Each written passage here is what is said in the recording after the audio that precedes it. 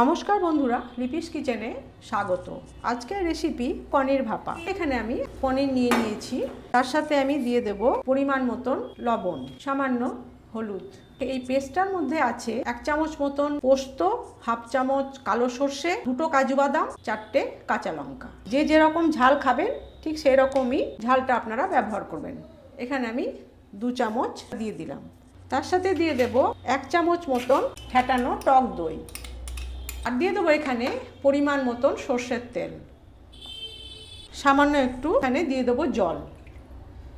খুব ভালো করে পনিরটাকে মেখে নেব, আর দিয়ে দেবো 2টো চেরা কাঁচা লঙ্কা। ঢাকা দিয়ে 10 মিনিট মতন রান্না করে নেব।